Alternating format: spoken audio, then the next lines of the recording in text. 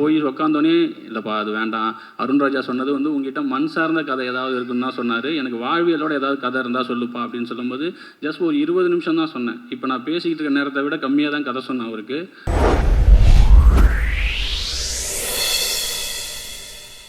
என்டர்டெய்னராக பயங்கரமாக என்ஜாய் பண்ணுறாங்க அப்படின்னா அது அவருடைய ஒர்க் வந்து ரொம்ப ரொம்ப முக்கியம். ஸோ படத்தோட நூக்கன்காரர் அவ்வளோ டீட்டெயில்டாக ஒர்க் பண்ணியிருக்காங்க. ஸோ ஒரு சாலிட் டெபியூ. ஸோ இயக்குனர் தமிழரசன் பச்சமுத்து அவர்களை அன்புடன் பேச அழைக்கிறேன்.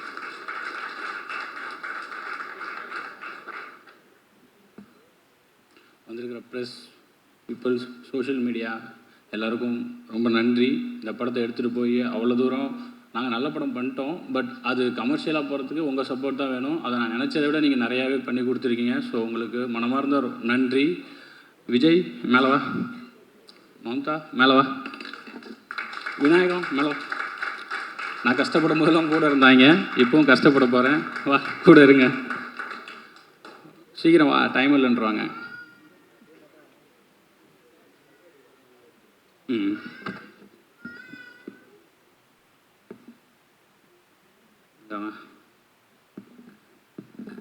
இவங்க 3 பேர் தான் இந்த படம் இன்னைக்கு எந்த நிலைமையில் இருக்கோ அதுக்கு காரணம். ஏன்னா சில நேரத்தில் நான் கூட தடுமாறி இருக்கேன், இது வந்து சரியாக இருக்குமா அப்படின்னு கேட்டிருக்கேன்.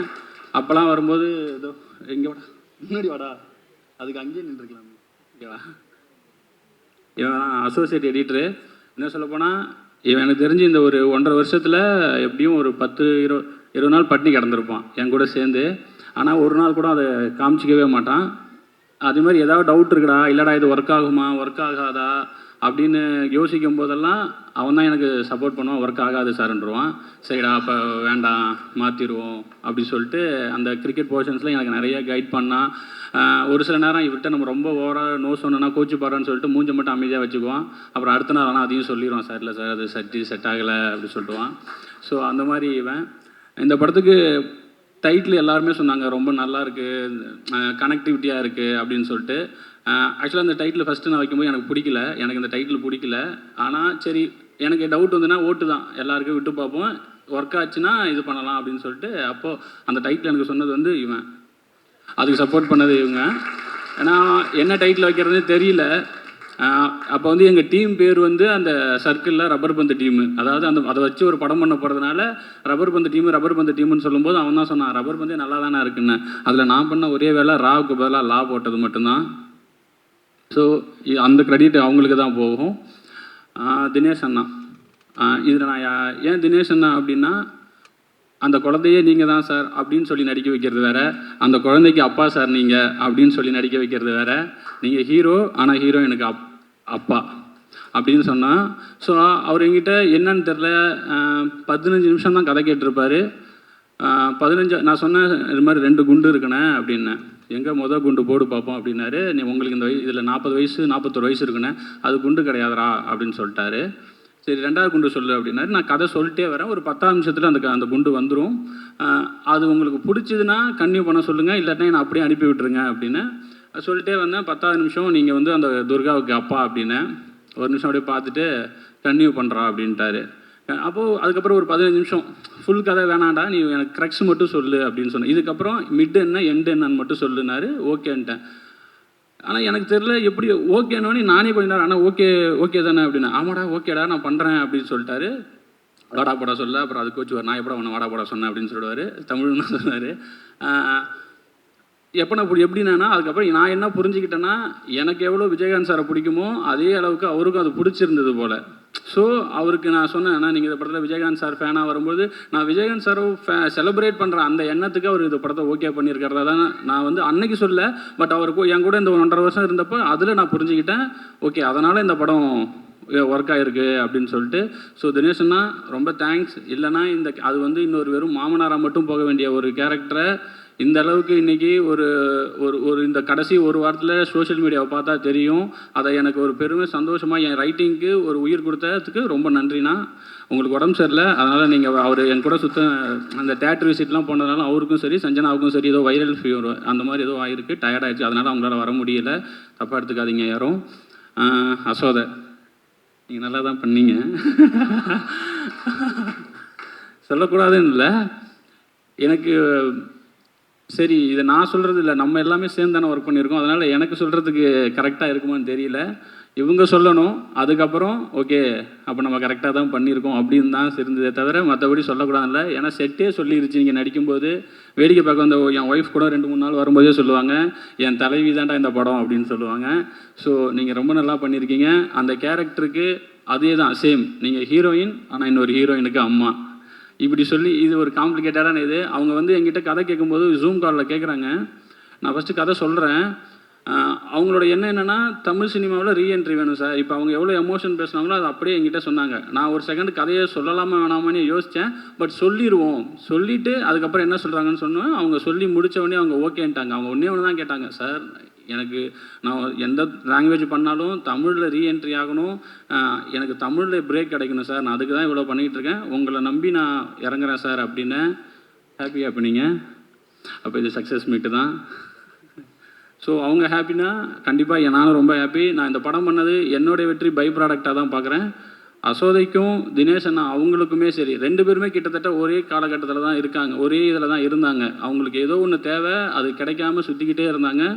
அது இந்த படத்து மூலிமா கிடச்சிருக்குன்னு அவங்களுக்கு நம்பினாங்கன்னா நான் ரொம்ப ஹாப்பியாக இருப்பேன். நான் தான் அது ஃபஸ்ட் ஆளாக ஹாப்பியாக இருப்பேன். ரொம்ப தேங்க்ஸ் இந்த கேரக்டர் எனக்கு பண்ணி கொடுத்ததுக்கு உங்கள் 2 பேருக்குமே.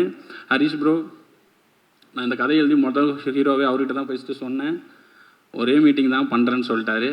ரொம்ப தேங்க்ஸ் ப்ரோ, அன்புவாக வந்ததுக்கு. சாப்பிடவும் அவர் பேசும்போது சொல்லுவார்னு நினைக்கிறேன். சாப்பிட விடாமல் அனுப்புனது, சாப்பிட விடாமல் வேலை வாங்கினது. ஸோ நிறைய கஷ்டப்படுத்தணும், கஷ்டம் வேணும்னே படத்தில் அது அங்கே தேவைப்பட்டுச்சு. அது எல்லாம் பொறுத்துக்கிட்டு அவர் நினச்சிருந்தாருன்னா ப்ரொடியூசர்கிட்ட பேசியோ இல்லை வந்து யாதோ சொல்லி இல்லை நான் வந்து எனக்கு சில இதுக்கெல்லாம் வேணும் அப்படின்னு கேட்டிருந்தாங்கன்னா ஆப்வியஸாக ப்ரொடக்ஷன்லேயும் சரிப்பா அதை என்னன்னு பார்த்துடலாம்ப்பா அப்படின்னு சொல்லியிருப்பாங்க. ஆனால் அவர் ஒரு நாள் கூட முகத்தை சுழிச்சதோ இல்லை வந்து பிரேக் விடாமல் நாங்கள் அவ்வளோ நேரம் அடின்னு அடித்த எதுவுமே இது வரைக்கும் இந்த நாள் வரைக்கும் எங்கிட்ட லைட்டாக முகத்தை கூட காமிச்சதில்லை. ஆனால் நான் நிறைய பண்ணியிருக்கேன், நிறைய டார்ச்சர் பண்ணியிருக்கேன். பட் எதுக்குமே இல்லாமல் அவர் இந்த கதையை நம்பி என்னையை நம்பி இது வரைக்கும் என் கூட ட்ராவல் பண்ணிகிட்டு இருக்காரு. நேற்று ப்ரொமோஷன்ஸ் வரைக்குமே அவர் வந்து என்னை அவ்வளோ பேக் பண்ணுறாரு, என்னை அவ்வளோ சப்போர்ட் பண்ணுறாரு. ரொம்ப தேங்க்ஸ் ப்ரோ. இதே மாதிரியே இருங்க, நிறைய பேர் சப்போர்ட் பண்ணுங்கள். சஞ்சனா அவங்களால வர முடியல, அவங்களும் அந்த கேரக்டருக்கு ரொம்ப நல்லபடியாக பண்ணி கொடுத்தாங்க. அந்த கேரக்டரை எழுதும்போது நான் கொஞ்சம் இந்த ஸ்கிரிப்டில் எனக்கு ஒரு டவுட்டுனா எனக்கு அவங்க கொஞ்சம் கம்மியாக எழுதிட்டோமோ இல்லை அது சரியாகுமோன்னு தெரியலங்கிற ஒரு டவுட்டில் இருந்தப்போ அந்த கேரக்டரையும் இந்த படத்தில் இந்த உமன்ஸ் கேரக்டர் எல்லாம் ஸ்ட்ராங்னு சொல்லும் போது விட எனக்கு அசோதை எழுதும்போதே தெரியும் இந்த கேரக்டர் கண்டிப்பாக அதுக்கான வேலையை பார்த்துருன்னு. ஆனால் சஞ்சனா கேரக்டர் மேலே எனக்கு ஒரு டவுட் இருந்துக்கிட்டே இருந்துச்சு. பட் அவங்க அதை புல் ஆஃப் பண்ணி அதையுமே என் ரைட்டிங் கொஞ்சம் எலிவேட் பண்ணி கொடுத்தாங்க. ஸோ அவங்களுக்கு ரொம்ப நன்றி. ஜென்சனாக இருக்கட்டும், அவர் ஆர்ட் டைரக்டர், அவரும் ஒரு ஸோ இந்த கேரக்டர் இருந்த எல்லாருமே என்னென்னா ஒரு கட்டத்துக்கு மேலே அவங்க எந்த டிஸ்டர்புமே பண்ணல. சரி இவர்கிட்ட ஏதோ ஒன்று கேட்குறாரு அதை கொடுத்துருவோன்னு சொல்லி வெயில்லையும் மழையிலையும் எனக்காக அவ்வளோ பண்ணி கொடுத்தாங்க. உங்கள் எல்லாருக்கும் ரொம்ப நன்றி. டெக்னீஷியன் டிகேபி இன்றைக்கி வரல, அவர் வேறு ஷூட்டில் இருக்கார். அவர் அப்படி இந்த கதை அவர் வந்து கரெக்டாக இந்த படம் ரொம்ப லவ் டுடே ரிலீஸ் ஆச்சு. அவருக்கு வந்து வேறு நிறைய கமிட்மெண்ட்ஸ் வந்துச்சு.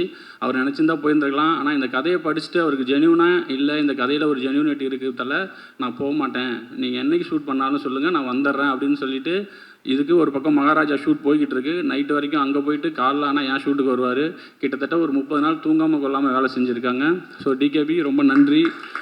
தினேஷ் மனோகரன், காஸ்டியூம் டிசைனர் தினேஷ் மனோகரன், ஊரில் இப்படி தான் சட்டை போடுவாங்க, போய் ஷோரூம்லாம் ட்ரெஸ் எடுக்காதீங்கன்னு மட்டும்தான் சொன்னேன். அவர் எங்கே போய் எடுத்தாருன்னு தெரில.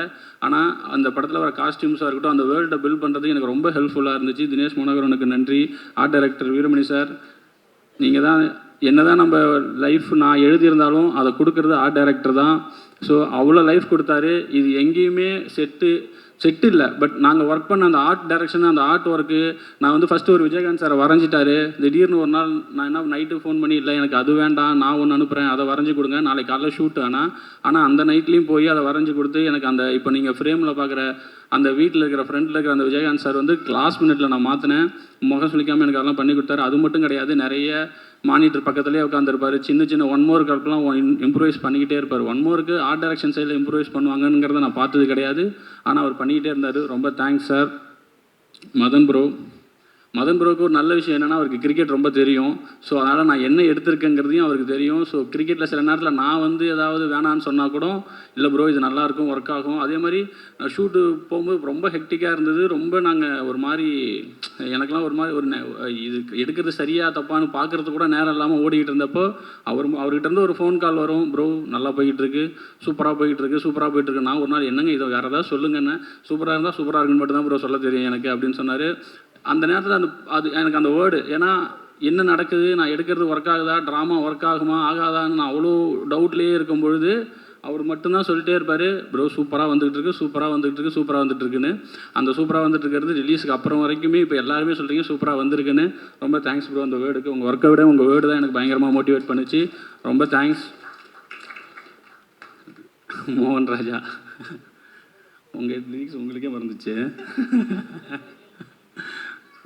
இதை போட போகிறாங்க ஃபஸ்ட்டு. மோகன் ராஜா கனாவிலேருந்தே எனக்கு பழக்கம். கனாவில் எப்படின்னா நான் ஒரு 4 பாட்டு சினிமாவுக்கு வராதுக்கு முன்னாடி ஒரு 5-6 பாட்டு எனக்கு ரொம்ப பிடிக்கும். அந்த லிரிக் ரைட்டர் கூட ஒர்க் பண்ணணும் அப்படின்னு ஆசைப்பட்டு கனாவில் உட்காந்துருக்கும் போது இவர் வந்து ஆஃபீஸில் உட்காந்துருக்காரு. நான் சொன்னேன் இந்த மாதிரி பாட்டு எழுதி கொடுங்கன்னா, அந்த பாட்டு எழுதுனதே நான் தான் அப்படின்னு சொன்னார். ஸோ அந்த மாதிரி ஒரு இன்சிடென்ட்டு விதியில் வந்து மாட்டினார் என்கிட்ட. ரொம்ப நன்றிங்க. சில்லாஞ்சேரி கேக்கு அதை விட ரொம்ப முக்கியம் ஆசை வரவேவுக்கு எனக்கு ரொம்ப ரொம்ப ரொம்ப நன்றி. உங்கள் ஒர்க் இன்னும் பயங்கரமாக பேசப்படும். டிஎஸ்கேக்கு நான் நன்றிலாம் சொல்ல முடியாது, ஏன்னா டார்ச்சர் பண்ணி உள்ளே வந்தார். எனக்கு அவரை காசு பண்ணுற எண்ணம்லாம் கிடையாது. ஆனால் இல்லை நான் பண்ணி அவன் எங்கிட்ட வேலை செய்கிறதுக்கு இவ்வளோ ஆசைப்பட்றான் அப்படின்னு சொல்கிற மாதிரி இருந்தது. ஆனால் சண்டை போட்டு உள்ளே வந்து முதல் 2 நாள் ரொம்ப கஷ்டப்பட்டார். ஆனால் எதுவுமே இது பண்ணிக்காமல் ஒரு எப்படி சொல்கிறது, ரெடியாக இருந்தார். என்ன வேணாலும் பண்ணுறேன் ப்ரோ, எனக்கு ஒரு பிரேக் வேணும், நான் என்ன வேணாலும் பண்ணுறேன், என்ன பண்ணணும்னு சொல்லுங்கள், என்னை மாற்றி விடுங்கிற மாதிரி அதுக்கு வந்து ரொம்ப ஓப்பனாக இருந்தார். கண்டிப்பாக ப்ரோ நீங்கள் ஆசைப்பட்டது எல்லாமே நடக்கும், இப்படியே இருங்க. உங்களுக்கு எல்லாமே இருக்குது, உங்களால் என்ன கேரக்டரும் பண்ண முடியும். ஸோ நீங்கள் நினச்சது எல்லாம் இதுக்கப்புறம் நடக்கும். இந்த படத்தை நிறைய பேர் நிறைய ஆசைகளோடு இருக்கிறாங்க. அவங்க எல்லாத்துக்கும் அடுத்தடுத்த கட்டத்துக்கு போகணுன்னு நான் ரொம்ப ஆசைப்பட்றேன். ரொம்ப நன்றி. கடைசியாக லக்ஷ்மண் சார், நான் வேறு ஒரு கதை சொல்ல தான் வந்தேன். ஆனால் லக்ஷ்மண் சார் தான் என்ன ஜேனர்னு ஃபஸ்ட்டு கேட்டார். நான் பவுண்டடோட வேறு போயிருந்தேன். நல்லா தைரியமாக பவுண்டட் இருக்குது என்ன பண்ணிடுவாங்க நம்மளே அப்படி சொல்லிட்டு போய் பவுண்டடை நீட்டினேன். கதையெல்லாம் பவுண்டடை பார்த்தாரு, என்னையை பார்த்து என்ன ஜேனர்ப்பா அப்படின்னாரு. இந்த மாதிரி ராம்காம் சார் காலேஜ்னோடனே வேணாம்ப்பா அப்படின்ட்டாரு. என்ன சார் கதை சொல்கிறேன், இல்லைப்பா வேணாம்ப்பா ராம்காம் வேணாம்ப்பா. என்னைய சார்கிட்ட அனுப்புனது வந்து அருண்ராஜா சார். அவர் தான் வந்து போடா பிரின்ஸ் பிக்சர்ஸில் அவன் பேரை சொல்லியிருக்கேன், கதை சொல்கிறா அப்படின்னு சொன்னாங்க. நான் போய் உட்காந்தோடனே இல்லைப்பா அது வேண்டாம், அருண்ராஜா சொன்னது வந்து உங்ககிட்ட மண் சார்ந்த கதை ஏதாவது இருக்குன்னு தான் சொன்னார். எனக்கு வாழ்வியலோட ஏதாவது கதை இருந்தால் சொல்லுப்பா அப்படின்னு சொல்லும்போது ஜஸ்ட் ஒரு 20 நிமிஷம் தான் சொன்னேன். இப்போ நான் பேசிக்கிட்டு இருக்க நேரத்தை விட கம்மியாக தான் கதை சொன்னேன் அவருக்கு. அவர் சரிப்பா நான் ஒரு 3 டேஸில் கூப்பிட்றேன்னொடனே நான் 2.5 மணி நேரம் கதை சொல்லி கட்டி பிடிச்சி என்னை அனுப்புனவங்களே என்னை கூப்பிட்டது கிடையாது. சரி இது எங்கே நடக்க போகுது அப்படின்னு சொல்லிட்டு நான் வந்துட்டேன். அதுக்கப்புறம் 3ஆவது நாள் கூப்பிட்டு திடீர்னு அவங்க தண்டட்டிக்கு பூஜை போடுறாங்க. அன்றைக்கி என்னையும் வர சொல்லியிருந்தாங்க. சரி எதுக்கோ வர சொல்கிறாங்க போல், டெவலப் பண்ணிட்டியா, 3 நாள் எப்படி டெவலப் பண்ணுறதுன்னு சொல்லிட்டு போனால் மாலையை போட்டு சைன் பண்ண வச்சு நீ தான் படம் பண்ணுற அப்படின்ட்டாங்க. எனக்கு ஒரே ஆச்சரியமாக இருக்குது, என்னடா இது 2.5 வருஷமாக பவுண்டரோட நான் சுற்றிக்கிட்டு இருக்கிறேன், அந்த கதை நடக்கவே இல்லை. 20 நிமிஷம் ஜஸ்ட் 20 நிமிஷத்துக்கு கம்மியாக ஒரு கதை சொல்கிறேன். 2 கேரக்டர் தான் சொன்னேன். பூமாலன்னு ஒரு கேரக்டர், கெத்துன்னு ஒரு கேரக்டர், அன்புன்னு ஒரு கேரக்டர். 2 பேருக்கும் சண்டை, 2 பேரும் கிரிக்கெட் விளாடுவானுங்க. ஆனால் 2 பேரும் மாமா மருமகன் சார். இவ்வளோ தான் நான் சொன்னேன். இதை யாராவது ஒத்துப்பீங்களா, ப்ரொடியூஸ் பண்ணுவீங்களா? பண்ணிட்டாரு. ஹாப்பியாக இருப்பாருன்னு நினைக்கிறேன் சார் இப்போது. ஸோ இந்த படம் என்னுடைய ஃபஸ்ட் படமாக ஆனதுக்கு ரீசன் வந்து லக்ஷ்மண் சார். அதுக்கு நான் எப்பயுமே கிராட்டிடியூடாக இருப்பேன். ரொம்ப நன்றி சார் இந்த படத்தை என்னுடைய டெபியூட்டாக மாற்றினதுக்கு. ஷான் எங்கேயும் வரமாட்டா, மறந்து போயிடுறாரு. ஷான் வந்து எப்படின்னா, நான் எப்படி அமைதியை விட்றேன்னு அதுக்கு ஆப்போசிட்டு பேசிகிட்டே இருப்பார். எனக்கும் சேர்த்தே பேசிகிட்டே இருப்பார். பாட்டெல்லாம் போட போயிடும், 5 நிமிஷத்தில் பாட்டு போகிற வேலைலாம் முடிஞ்சிடும். அந்த பாட்டை போட்டு முடிச்சுட்டு சினிமாவில் என்ன நடக்குதுன்னு பேசுவோம். லஞ்சில் ஆரம்பித்து டின்னர் வரைக்கும் பேசி முடிச்சுட்டு அதுக்கப்புறம் ஓகே தலை பாட்டு நாளைக்கு வந்துடுவார். மொத்தமாக எனக்கு 2 பாட்டுக்கு சேர்த்து மொத்தமே 3 டியூன் தான் கொடுத்தாரு. அதில் 2 டியூன் எனக்கு ஓகே வச்சு ஷானை நம்பி நம்ம சில நேரத்தில் விட்டுறலாம். நான் மற்றவங்கள கூட ஏதாவது நான் போய் ஏதாவது நோண்டுவேன். ஷானுக்கிட்ட இது வரைக்கும் நான் எதுவுமே எனக்கு இப்படி தான் வேணும்னு சொல்லி கேட்டதில்லை. ஏன்னா ஷான் வந்து அவ்வளோ இதாக இந்த படத்துக்கு ஒர்க் பண்ணி கொடுத்தாரு. இந்த படத்துக்கு ரொம்ப கஷ்டம் வேறு நீங்கள் பிஜிஎம் பண்ணுறது. ஏன்னா அந்த கிரிக்கெட்டில் வெளியில் காமெடி பண்ணிகிட்டு இருப்பாங்க, உள்ளே 2 பேரும் இன்டென்ஸாக இருப்பாங்க. அது போக கமெண்ட்ரி வரும், சவுண்டுக்கு வேறு வேலை இருக்குது, இதுக்கு நடுவில் மியூசிக் வரணும். இத்தினோண்டு கேப்பில் ஒரு எமோஷனை கன்வே பண்ணணும். ஸோ அவ்வளோ ஒரு 6 மேட்ச் இருக்குது, அந்த 6 மேட்ச்சுக்கும் அவ்வளோ ஒர்க் இருக்குது. ஆனால் ஷானுக்கு நான் அவ்வளோ ஒன் மோர் நாங்கள் வந்து திரும்ப திரும்ப கேட்போம், இல்லை இன்னும் பெட்டராக வேணும், இன்னும் பெட்டராக வேணும். ஆனால் எதை பற்றியுமே கவலைப்படாமல் ஷான் வந்து எனக்கு அவ்வளோ அழகாக பண்ணி கொடுத்தாரு. ஷான் ரோல்டனுக்கு இது கண்டிப்பாக என்னென்னா, நான் எடுத்த படத்தை விட இந்த படத்தை இன்னும் பெருசாக காமிச்சதில் ஷானுக்கு வந்து ரொம்ப மிகப்பெரிய பங்கு இருக்குது. ஸோ ஷான் ரொம்ப நன்றி. நீங்கள் இது பிஸியாக இருக்கீங்க, வரல நீங்கள், ஆனால் உங்கள் ஒர்க்கு இந்த படத்துக்கு அப்புறம் இன்னமும் பேசப்படும். நான் ரொம்ப ஆசைப்பட்றேன்.